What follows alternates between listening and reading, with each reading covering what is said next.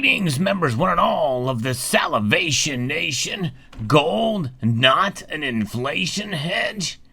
Well, this report that I'm about to refer to is missing a key factor. Let's explore!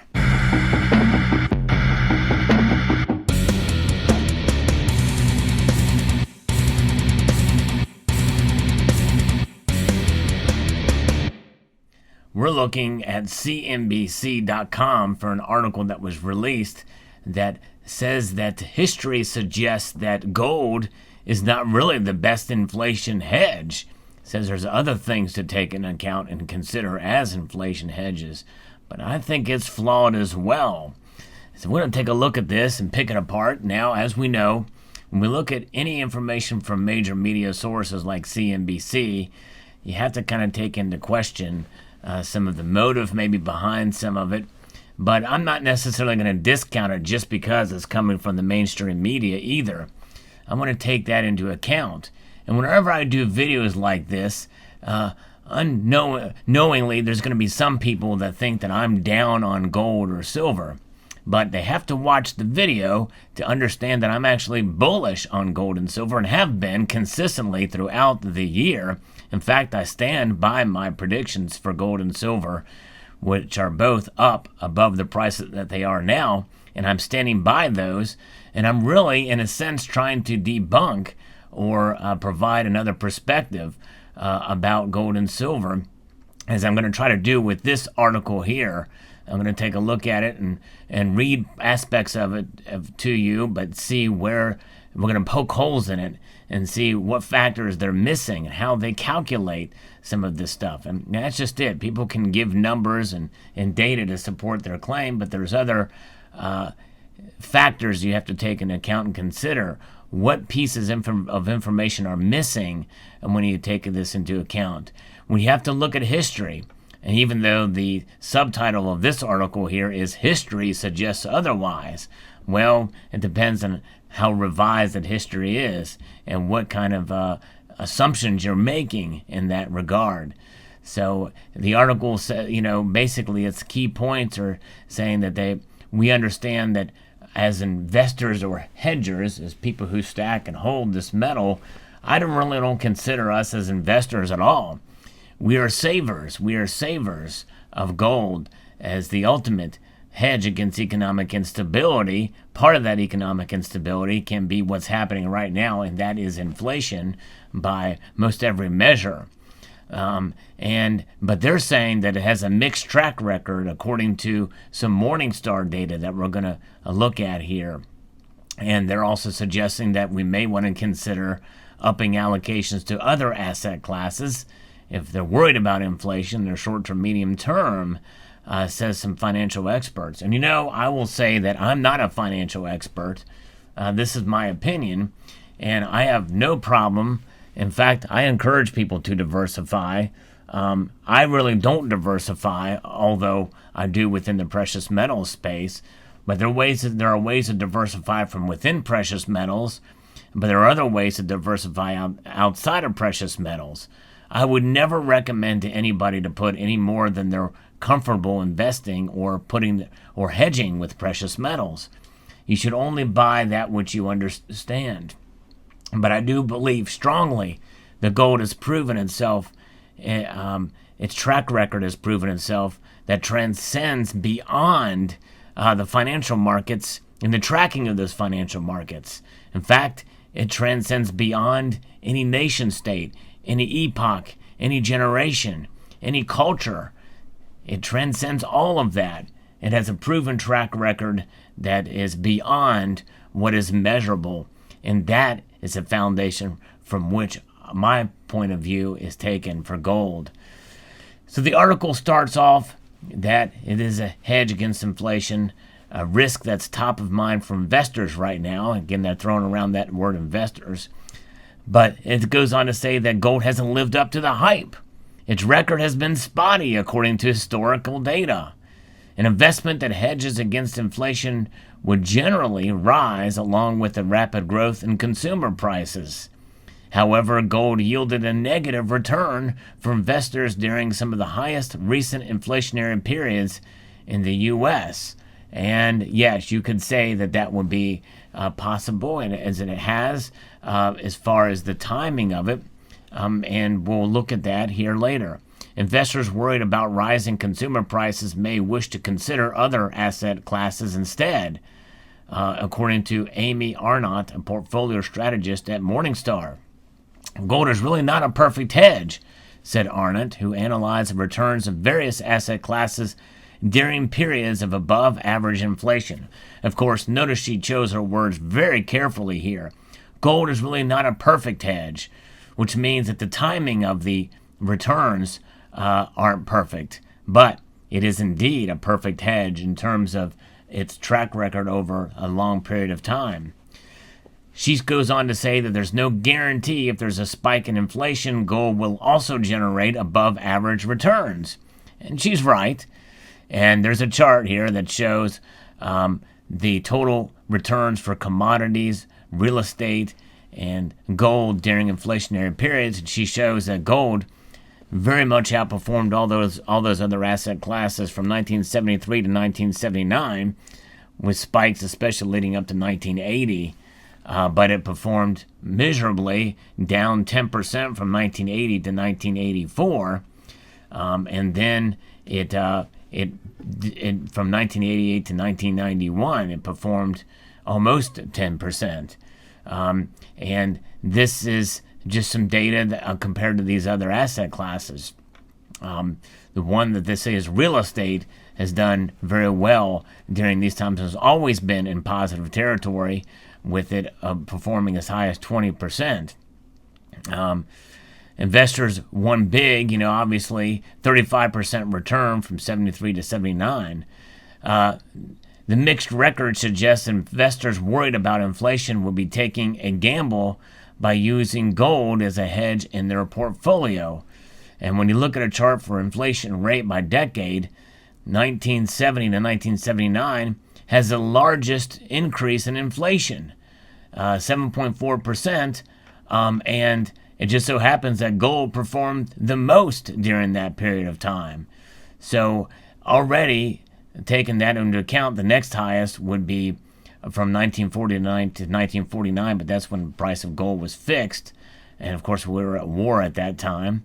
The next period below that would be from 1980 to 1989. That's the only time, really, that gold underperformed in that area. But keep in mind, this is at the very beginning of when gold still was not legal to own or to invest in the United States, and before the Gold Eagle program started. I think that's something that's pretty interesting to take into account and consider here. Gold's correlation to inflation has been relatively low, 0.16 over the past half century, Arnott said. It's just as this metric shows how closely gold and inflation track together. A correlation of 0 means there's no relationship, while a correlation of 1 means they move in unison. I wouldn't buy it purely because you think inflation is coming, said Michael McClary, Chief Investment Officer at Valmark Financial Group in Akron, Ohio. So they're saying instead investors might consider upping allocations to 4 asset classes. But before we get there, I want to just make note that if, again, you're not seeing these charts, but if you look at how gold has risen and fallen over time, it's not going to just track automatically with inflation. In fact, there may be cases, as we saw in March of last year, when the price tanked for gold and silver, by the way, too, as people ran to the safety of cash. And there's a psychology of the markets that people have to take into account. And you're looking at a period of time, which is, yes, it is a period of years in this case, but how are that data collected and collaborate and put together as far as to when people buy? If people buy when the price is low, what is it looking at in terms of its time frame? If people buy, at the beginning of, let's say, 1980 and through 1984, yeah, especially if it goes down from 1980 to 1984, that's something to take into account and consider. If they bought beforehand in 1980 or 1979 or what have you, I mean, you were talking about a decrease in price from 1979 to 1984, from 1980 to 1984. Well, it's not taking into account the unusually abnormal spike in price of gold during that time. That anomaly has set off and skewed the data, so much so that fall from 1980 to 1984 is going to skew the whole data. And that's why there was a huge jump up, which I think is further skews because, again, when in 1971, when Nixon took us completely off the gold standard, that gold window has closed, and then the price of gold kind of went into the free market. Well, it climbed up. And so that's the kind of thing you have to take into account. The data, the actual data behind it, the timing of the data. And so I'm going to actually look this up to look at the actual price of gold during this time. And we can look historically at gold over a period of time to see how it has performed, especially since the 70s. And I think that is really going to give us an outline, because these outliers, the huge spikes in gold, should not really be considered, because they were very brief in amount of time, and as they've gone down over the course of time in these nominal dollars, that is something that certainly is not taken into account, especially when there's other pressures such as the strength of the dollar and even deflationary forces that could occur in some aspects. But nonetheless, during these recessions and the like, overall, through the course of time, when you adjust for inflation, gold has performed quite well. But there are going to be times during these courses of events, especially when you take into account these massive spikes, where it may appear that gold is underperforming. And I mean, you can pick any period of time, especially if you look at that chart, especially during the 80s into the year 2000, where gold was really massively undervalued. In fact, if you take a period of time from about April of 1996 all the way down to the beginning of 2001, well, gold was an awful investment and a hedge and everything. You can always take certain periods of time, even whole periods of years. In fact, it actually surprises me that in this chart, they didn't show that period of time. They left it out completely. There certainly was, the Federal Reserve tries to keep inflation at around 2% a year. How are they measuring it?